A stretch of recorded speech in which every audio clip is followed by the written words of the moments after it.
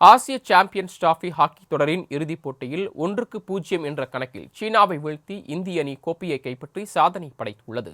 ஆடவருக்கான ஆசிய champions trophy hockey தொடர் சீனாவில் உள்ள ஹுலுன்புயர் நகரில் நடைபெற்றது. இதில் இந்தியா, பாகிஸ்தான், சீனா, ஜப்பான், மலேசியா, தென்கொரியா ஆகிய 6 அணிகள் பங்கேற்றன. இந்த தொடரில் இந்திய அணி லீக் சுற்றில் முதல் 4 ஆட்டங்களில் வெற்றி பெற்று அரையிறுதிக்கு முன்னேறியிருந்தது. முதல் அரையிறுதிப் போட்டி பாகிஸ்தானுக்கும் சீனாவுக்கும் இடையே நடைபெற்றதில் 2-0 என்ற கணக்கில் சீனா வெற்றி பெற்று இறுதிப் போட்டிக்கு முன்னேறியது.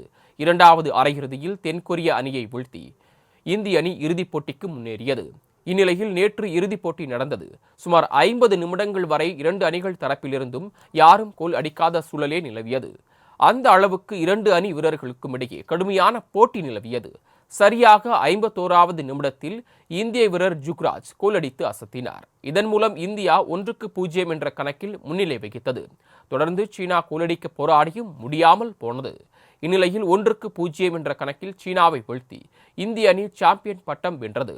முன்னதாக ஆடவருக்கான ஆசிய சாம்பியன் டிராபி ஹாக்கி போட்டியில் 2011, 2016, 2018, 2023 ஆகிய ஆண்டுகளில் இந்திய அணி கோப்பை வென்றது. அந்த வகையில் தற்போது சீனாவை வீழ்த்தி 5வது முறையாக கோப்பையை தன்வசமாக்கி இந்திய அணி சாதனை படைத்துள்ளது குறிப்பிடத்தக்கது.